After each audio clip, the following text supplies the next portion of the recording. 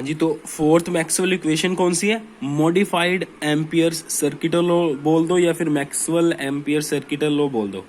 देखो, जो ampere circuital law है वो हमको पता है, line integral of magnetic field equals to mu naught summation I. लेकिन मैक्सवेल ने ये क्या देखा कि ये वाली इक्वेशन हर जगह वैलिड नहीं होती। अगर हमने किसी रीजन में क्या कर रखा है, चेंजिंग इलेक्ट्रिक फील्ड लगा रखा है किसी रीजन में, किसी खाली जगह पे या किसी डाइलेक्ट्रिक पे, तो वहां पे एम्पियर सर्किटल लॉ है वो वैलिड नहीं रह पाता। क्यों नहीं रह पाता? ये डिस्प्लेसमेंट करंट जो टॉपिक था उसमें पढ़ते थे, लेकिन अब वो रिमूव हो चुका है। तो आपको बस इतना याद रखना है कि एम्पियर सर्किटल लॉ है वो जनरल केसेस में तो एप्लीकेबल है, लेकिन अगर किसी रीजन में हमने चेंजिंग इलेक्ट्रिक फील्ड लगा रखा है, जैसे कि कैपेसिटर की प्लेट्स में लगा के दिखाया था मैंने, उस जगह पे एम्पियर सर्किटल लॉ सही अपने को रिजल्ट नहीं देता। तो फिर मैक्सवेल ने क्या किया था, थोड़ा सा इसको चेंज कर दिया था।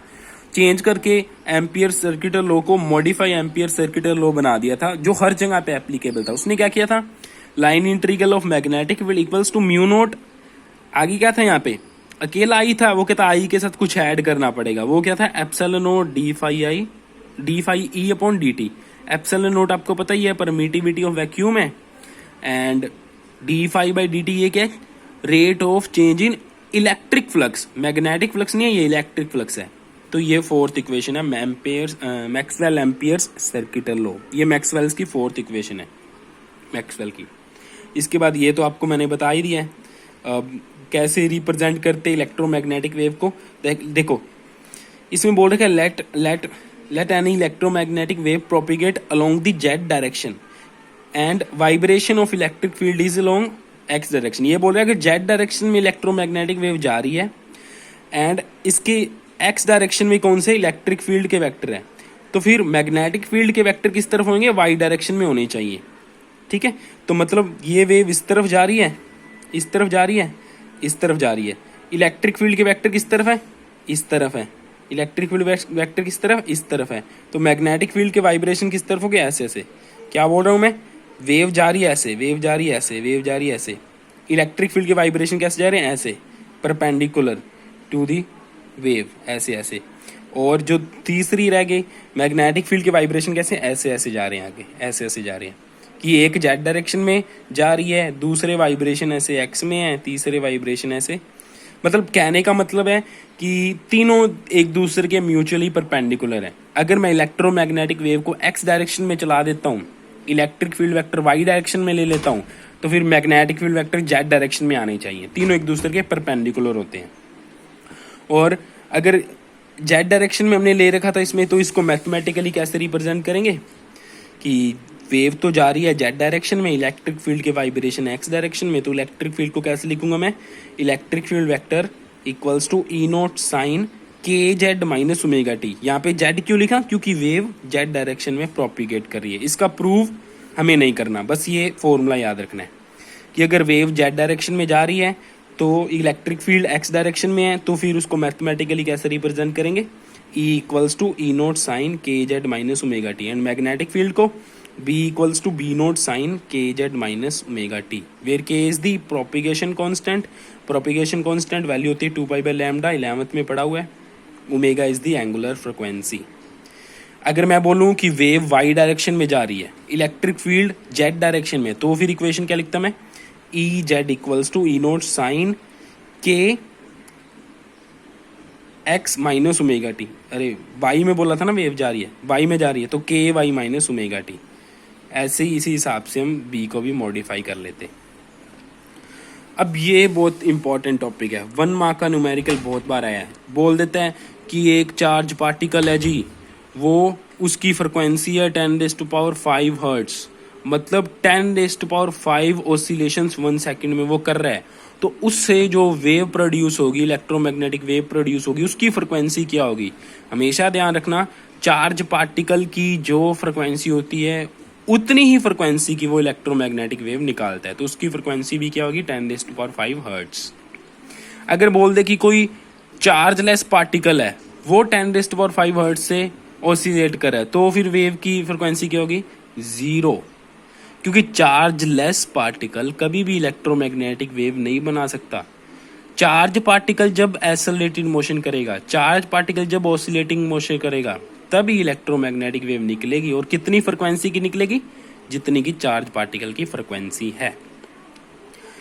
अब देखो ये कुछ प्रॉपर्टीज है इलेक्ट्रोमैग्नेटिक वेव की, तो ये बस पढ़ने वाली हैं, इनको आपने रीड करना है, ठीक है। और जो पेपर में आई हुई है उसके ऊपर मैंने इंपॉर्टेंट लिख ही दिया है कि रेडिएशन प्रेशर क्या होता है, कि इलेक्ट्रोमैग्नेटिक वेव है, इसके पास मोमेंटम होता है, जब किसी सरफेस के ऊपर गिरती है तो वो प्रेशर डालती है, उसको हम रेडिएशन प्रेशर कहते हैं। लास्ट ईयर इस पे क्वेश्चन भी आया हुआ है कि सरफेस के ऊपर अगर इलेक्ट्रोमैग्नेटिक वेव गिर रही है, उस पर प्रेशर लगा रही है, तो वो प्रेशर फील क्यों नहीं होता? फील इसलिए नहीं होता क्योंकि वो प्रेशर बहुत कम होता है, इसलिए हमारी बॉडी इतनी सेंसिटिव नहीं है, इसलिए फील नहीं होता, लेकिन प्रेशर डालती है, रेडिएशन प्रेशर डालती है, ठीक है। ये तो आपको पता ही है, एक्सेलरेटेड चार्ज पार्टिकल प्रोड्यूस करता है। सेकंड भी मैंने बता दी, electric field vector, magnetic field पर vector and direction of propagation perpendicular होते हैं। तीसरा, ये भी आपको पता ही है, छोटी क्लासेस में पढ़ा हुआ है कि इलेक्ट्रोमैग्नेटिक वेव प्रोपिगेट करने के लिए कोई मीडियम नहीं चाहती, ये वैक्यूम में भी ट्रैवल कर सकती है। वैक्यूम में इसकी स्पीड कितनी होती है? 3 × 10⁸ मीटर पर सेकेंड। और फोर्थ है वेलोसिटी ऑफ इलेक्ट्रोमैग्नेटिक वेव, इसका फॉर्मूला क्या होता है? इसका फॉर्मूला होता है V = μ∈. और वैक्यूम में velocity of electromagnetic wave C से रिप्रेजेंट करते हैं, मतलब वेलोसिटी ऑफ लाइट बोल दो, वेलोसिटी ऑफ इलेक्ट्रोमैग्नेटिक वेव बोल दो, क्योंकि लाइट भी इलेक्ट्रोमैग्नेटिक वेव ही होती है। तो C = क्या हो गया? 1/√μ0/ε0। अगर वैक्यूम नहीं है, मीडियम प्रेजेंट है, तो वेलोसिटी क्या हो जाएगी? C ना होके कुछ कम हो जाएगी। 3 × 10⁸ तो वैक्यूम में होती है, जिसको हम C बोलते हैं, तो इससे कुछ क्या हो जाएगी? कम हो जाएगी। सपोज वो V है, तो उसका फॉर्मूला क्या बन जाएगा?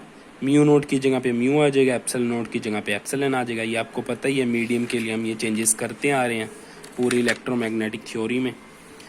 और ये लास्ट है, इलेक्ट्रोमैग्नेटिक वेव है, अपने साथ मोमेंटम भी कैरी करती है, ठीक है। तो वो मोमेंटम का हो गया, मोमेंटम कितना होता है? वो μ/c।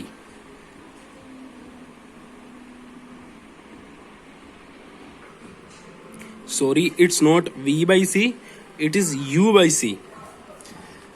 कैसे? देखो, आपने एक मोस्ट फेमस रिलेशन पढ़ा हुआ आइंस्टाइन का एनर्जी का, वो होता है E = mc²। वैसे 13th नंबर चैप्टर में भी हम पढ़ेंगे E = mc², where m is the mass, c is the speed of light, E is the energy। इससे क्या करो, एक c को इधर ले आओ, तो इधर क्या रह गया? Mass into speed of light. Mass into speed, ये मोमेंटम होता है, तो ये p बन गया, इधर E/c बन गया, एनर्जी अपॉन c। यहाँ पे इलेक्ट्रोमैग्नेटिक वेव की फॉर्म में एनर्जी को हम किससे रिप्रेजेंट करेंगे? U से, तो ये बन गया U/c। एक लास्ट वाली इसकी स्टेटमेंट पीछे लिखी हुई है, मैथमेटिकल फॉर्म इधर लिखी हुई है। ये क्या चीज है कि electric field vector and magnetic field vector, इन दोनों वैल्यू का रेशियो हमेशा स्पीड ऑफ लाइट के इक्वल आता है। E/c = c। इस पे बेस्ड एक न्यूमेरिकल भी आया हुआ है, ये तो डिस्प्लेसमेंट करंट का सिलेबस में नहीं है, इसको मत करो। ये देखो, इस न्यूमेरिकल में क्या बोला हुआ है? इस न्यूमेरिकल में बोला हुआ है कि जो फ्रिक्वेंसी है पार्टिकल की, वो है 24 मेगाहर्ट्ज। तो इलेक्ट्रोमैग्नेटिक वेव है, उसकी फ्रिक्वेंसी भी इतनी होगी, क्योंकि इक्वल होती है। इलेक्ट्रिक फील्ड वेक्टर है, वो J डायरेक्शन में, उसकी वैल्यू गिवन है 6.3 वोल्ट/मीटर। मैग्नेटिक फील्ड की वैल्यू क्या होगी? तो आपको रिलेशन तो पता ही है, electric field upon magnetic field equals to speed of light in vacuum. तो B की वैल्यू निकालनी है, तो B का फॉर्मूला क्या बन जाएगा? E/c। E की वैल्यू गिवन है, C की वैल्यू आपके पास है, तो B की वैल्यू क्या बन गई? 2.1 10⁻⁸ टेस्ला। अभी तो ये B का सिर्फ मैग्नीट्यूड आया है, डायरेक्शन भी तो निकालनी है, तो डायरेक्शन आप निकाल सकते हो। देखो, क्वेश्चन में ये बोला है कि वेव प्रोपिगेट कर रही है x डायरेक्शन में। अगर वेव x डायरेक्शन में प्रोपिगेट कर रही है, इलेक्ट्रिक फील्ड J कैप मतलब y डायरेक्शन में, तो मैग्नेटिक फील्ड फिर किस तरफ होना चाहिए? ऑब्वियसली Z डायरेक्शन में। तो फिर वैल्यू क्या बन जाएगी? B vector equals to B K cap. उसके बाद ये वैल्यू यहाँ पे रख सकते हो, साथ में डायरेक्शन K कैप आ जाएगी। तो ये न्यूमेरिकल भी हमारा हो गया। अब देखो, इसमें कोई कंफ्यूजन है तो आप पूछ लेना। एक टॉपिक रह गया हमारा इलेक्ट्रोमैग्नेटिक स्पेक्ट्रम का।